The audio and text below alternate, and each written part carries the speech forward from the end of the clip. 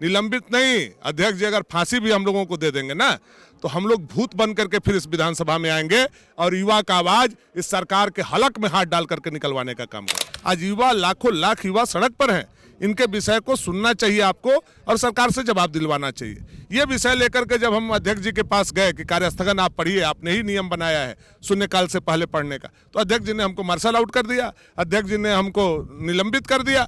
युवा की आवाज अब दबेगी नहीं, इसके लिए चाहे जितनी लंबी लड़ाई लड़नी पड़ेगी। हमारे निलंबन होने से अगर उनको ऐसा लगता है कि युवा का आवाज दब जाएगा तो दबने वाला नहीं। बहुमूल्य विषय जब हम सदन में ला रहे हैं तो आप हमारे आवाज को बंद कर रहे हैं। कितना दिन आप हमारे आवाज को बंद कर लीजिएगा? आपके पास कलम है, आपके पास पावर है, अध्यक्ष आपके हैं। नौकरी के मुद्दे पर लाए गए कार्य स्थगन को पढ़ने की मांग को लेकर भानु प्रताप शाही बेल में चले गए और जिसके बाद इनको निलंबित कर दिया गया। इनके साथ इनके एक और साथी बिरंची नारायण को भी निलंबित किया गया है। भानु जी खुद हमारे साथ हैं। नौकरी की बातचीत आप लोग करना चाह रहे थे, सड़कों पे भी युवा जो है परेशान है। अभी पारा शिक्षक का आवाज़ यहाँ तक सुनाई दे रहा होगा आपको। क्या लगता है क्यों इस तरीके का फैसला स्पीकर ने लिया? देखिए, ये कार्य स्थगन आपके सामने है।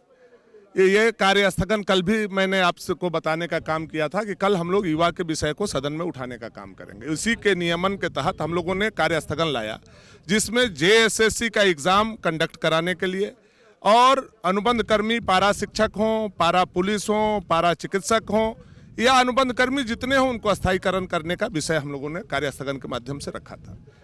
नियम आदरणीय अध्यक्ष जी ने ही बनाने का काम किया था कि शून्यकाल से पहले कार्यस्थगन पढ़ा जाएगा।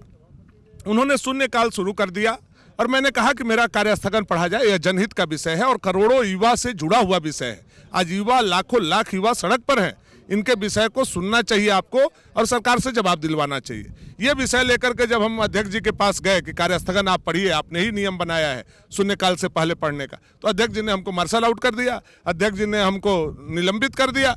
तो इससे पता चलता है कि सरकार के साथ साथ विधानसभा अध्यक्ष भी घबराए हुए हैं। युवा की आवाज अब दबेगी नहीं, इसके लिए चाहे जितनी लंबी लड़ाई लड़नी पड़ेगी।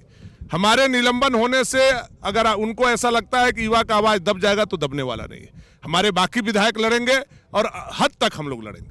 जो संविदा कर्मी जिसकी मांग आप कर रहे हैं, आपको याद होगा कि जब नेता प्रतिपक्ष के तौर पे मुख्यमंत्री जाते थे चुनाव में, तो वो बोलते थे कि संविदा कर्मी कोढ़ की तरह है राज्य के लिए।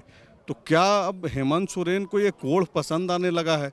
नियमित तो हुआ नहीं। आपको याद होगा कि हेमंत सोरेन जी ने कई जनसभाओं में और अनुबंध कर्मियों के बीच में बुलाए जाने पर कहा था कि हमारी सरकार बनेगी तो 3 महीना के अंदर आपको अस्थायी कर देंगे। चाहे वो पारा शिक्षक हो, आंगनबाड़ी सेविका हो, सहायिका हो, ANM हो, GNM हो, स्वयं सेवक हो, सारे लोगों का विषय यही बोलते थे कि हमारी सरकार को आने दो, हम तुमको 3 महीना के अंदर अस्थायी कर देंगे। आज 4 साल हो गए। आज पारा शिक्षक का केवल नाम बदल करके आज हजारों हजार पारा शिक्षक धरना पर बैठे हुए हैं और उनका विषय, बहुमूल्य विषय जब हम सदन में ला रहे हैं तो आप हमारे आवाज को बंद कर रहे हैं। कितना दिन आप हमारे आवाज को बंद कर लीजिएगा? आपके पास कलम है, आपके पास पावर है, अध्यक्ष आपके हैं। उनके कहने पर हमको निलंबित किया गया। निलंबित नहीं, अध्यक्ष जी अगर फांसी भी हम लोगों को दे देंगे ना, तो हम लोग भूत बन करके फिर इस विधानसभा में आएंगे और युवा का आवाज इस सरकार के हलक में हाथ डाल करके निकलवाने का काम करेंगे। अब जबकि निलंबन आपका हो गया है इस पूरे शीतकालीन सत्र के लिए, तो कैसे आप युवाओं का जो आवाज़ है सदन तक, तो अब इस सत्र में तो आप नहीं ला पाएंगे।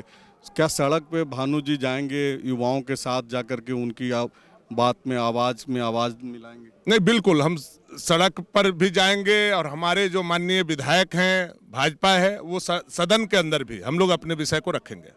TheFollowUp.in, like, share and subscribe.